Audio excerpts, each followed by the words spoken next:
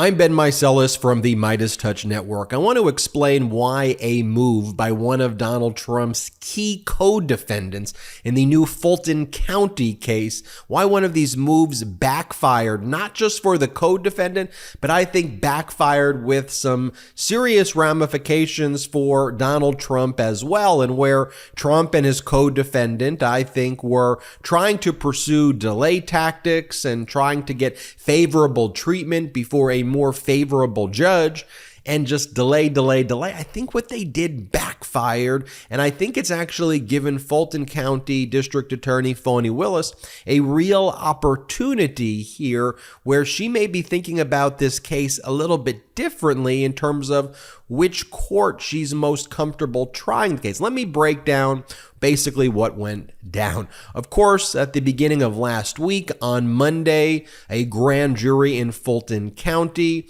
voted to indict Donald Trump and 18 co-defendants in a sprawling RICO or racketeering case brought by Fulton County District Attorney Fani Willis. She announced in a press conference that she intended to seek a trial date in the next 6 months and that she intended to try all 19 of the defendants who were part of this criminal enterprise that attempted to overthrow the elections in Georgia and, frankly, our country in 2020. She wanted to try them all together, and she very quickly filed a scheduling order, a motion for scheduling order, seeking a trial date on March 4th of 2024. The case brought by Fulton County District Attorney Fani Willis was ultimately assigned to a Superior Court judge in Fulton County named Scott McAfee, who was just appointed a little bit ago, about 6 months ago, by Georgia's Governor Brian Kemp. So this is a Brian Kemp appointee who's been on the bench for about 6 months. He is a law and order prosecutor, though, worked in the Department of Justice for the Northern District of Georgia, also served as the Inspector General within the state of Georgia as well, but not a lot of experience, and as I noted, an appointee of the Republican Governor Brian Kemp there. So Fulton County District Attorney Fani Willis requests a March 4th, 2024 trial date. Now, one of the co-defendants, a key co-defendant of Donald Trump, Trump's former chief of staff, Mark Meadows, who, by the way, we believe still that Meadows flipped against Donald Trump in the special counsel Jack Smith criminal case taking place in Washington, D.C. But Mark Meadows, through his counsel, filed what's called a motion for removal to take the state court action as it applies to him and him alone. And he says his case needs to go in federal court, removal from state court to federal court.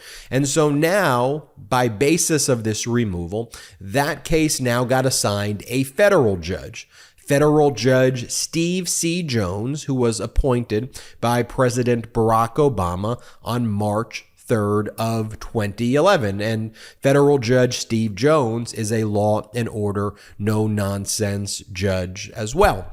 So what was Mark Meadows hoping to achieve by removing the case from state court to federal court, and then what happens next, and why is this likely to backfire? I think first and foremost, there are a lot of Trump appointees and George W. Bush appointees who sit in the federal courts in Georgia. So number one, I think that Mark Meadows was hoping that the case could get removed to a federal judge from the Northern District of Georgia, who was a Trump appointee or a George W. Bush appointee, who Mark Meadows thought he'd have a more favorable shake in front of. I think more significantly than that too, though, Meadows believes that the 11th Circuit Court of Appeals is a more favorable place to appeal certain rulings. But the overriding reason, I think, why Meadows did this removal is delay.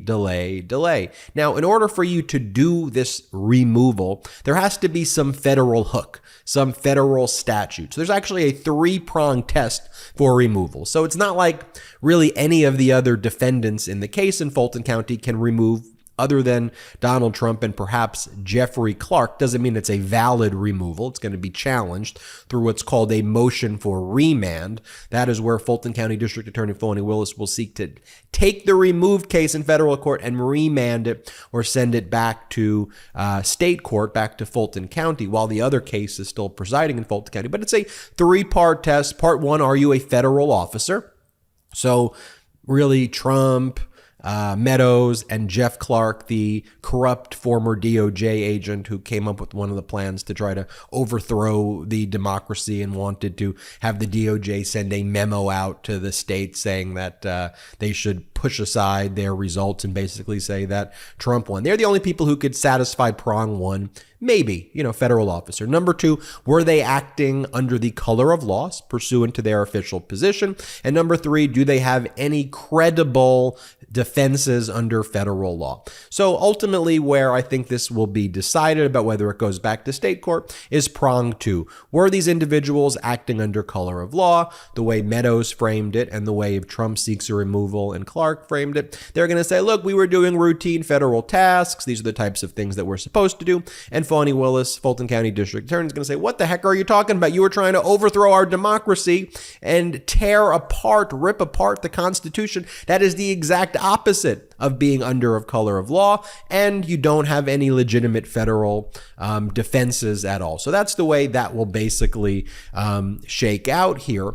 But Donald Trump, if he now removes the case, even if it gets assigned to a different federal judge, I think what Fulton County District Attorney Fani Willis would do is seek what's called a notice of related cases to relate Trump's effort to try to remove it into federal court and try to bring it before the federal judge, Steve C. Jones, a law and order, no nonsense judge. And if I'm Fulton County District Attorney Fani Willis, one of the things I'm thinking of is that this could have been a very significant miscalculation by Meadows and Trump if Trump ultimately decides to do the removal, because if you were to be in state court, in Fulton County Superior Court, you're in front of this new judge, Scott McAfee. He was just appointed. He has to run for re-election in 2024, so he's somebody who's probably not going to want to do things in a controversial, or he believes in a potentially controversial way. So Scott McAfee, I think, would probably not set a trial date in 2024, even though that's what Fulton County District Attorney Fani Willis is asking for. And then with all of these other co-defendants, 19 defendants in total, there's a lot of chaos that could happen in the docket. There's going to be lots of motions and lots of appeals and lots of requests. They're going to make that case very, very messy. So if I'm Fulton County District Attorney Fani Willis and I'm like, you know what, in state court, it's very messy. Mark Meadows just filed for removal. Let's see what Trump did, because potentially if you now just have a federal case of Meadows and Trump, and it's just those two in a federal court, and then you have all of the kind of criminals, but the riffraff people, the other kind of co-defendants, everybody from, the state elector, the fake electors to, other individuals in Trump's, orbit, the Giulianis, the criminals plus kind of the wacko criminals all together. Like, what if we did this as a federal case and have the Meadows and Trump, give that a clean and quick lane to have that case go to trial before an Obama-appointed law and order judge, Judge Stephen C. Jones, and then what you do is you take the other 17 defendants, all the riffraff, if you will, but people who committed serious wrongdoing as alleged in the complaint, and you try that before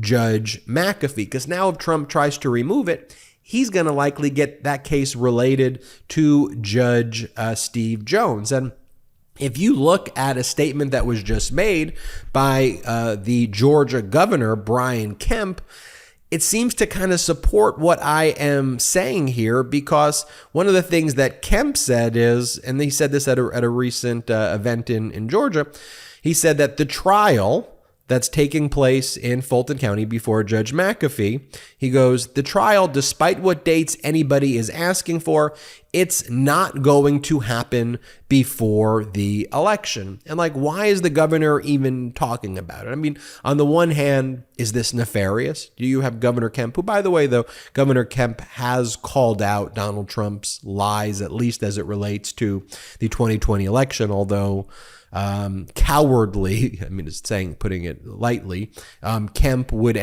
said that he would still vote for the person who he believes is trying to overthrow democracy, but that's a whole nother video that we're going to make. But why is Kemp even saying that in the first place? So you could say nefariously, is Kemp sending a signal to Judge McAfee, who's presiding over the case, who he appointed, and basically saying, do not set the trial date before the election? And McAfee, who owes his job to Kemp, does he listen to that? Or is Kemp basically saying, well, it's very messy, there's all these people, there's no way a complex racketeering case could be tried in 6 months so quickly based on other cases?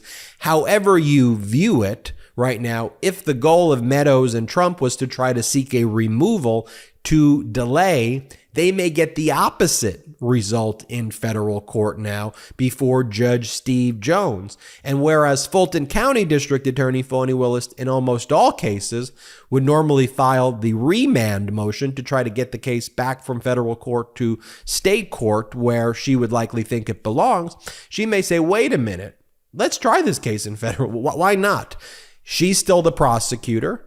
The charges are still the charges. It's not like she gets removed from the case. It goes in front of a jury. Granted, the jury may be pulled from a bigger community because it's all of the area in the Northern District of Georgia, not just Fulton County. So you have a little bit of a broader jury pool. But, you know, she may say, let's do that. And we'll see now if Trump's lawyers file the removal. They have 30 days to do that from the date of service, or from the date of when they have the document. So I think it's 30 days from probably Monday or at least, of sometime middle of last week. Now, will Trump try to remove it? Then that gets combined before Judge Jones. It gets related. And then what if Fani Willis says, well, I'm good with Judge Jones. Law and order, no nonsense judge. I rather have the case there than an inexperienced Governor Kemp appointee. So you see how this is all shaping out right here. Ultimately, we'll see what is decided, but you'll see, like, remember, in the Manhattan District Attorney case against Donald Trump for Trump's hush money payments and unlawful characterization of his business records for the hush money payments that were made, Trump tried to get that case removed to federal court. It went before Judge Alvin Hellerstein in the Southern District of New York. Judge Hellerstein granted the district attorney's remand, sending it back to Judge Juan Merchan. Trump tried to get Judge Juan Merchan removed and disqualified. Judge Juan Merchan rejected the disqualification motion. But there you saw the Manhattan DA fight it and say that should go in state court. Here, I wonder what Fulton County District Attorney Fani Willis is going to do. But if I'm Mark Meadows, you're probably thinking, should I have done that removal? Anyway, we'll find out. I'm Ben Meiselas from the MeidasTouch Network. Go to MeidasTouch.com, the new home of all things MeidasTouch. That's MeidasTouch.com. And wherever you get audio podcasts, subscribe to the MeidasTouch podcast and have an excellent day. Hey, Meidas Mighty. Love this report? Continue the conversation by following us on Instagram @MeidasTouch to keep up with the most important news of the day. What are you waiting for? Follow us now.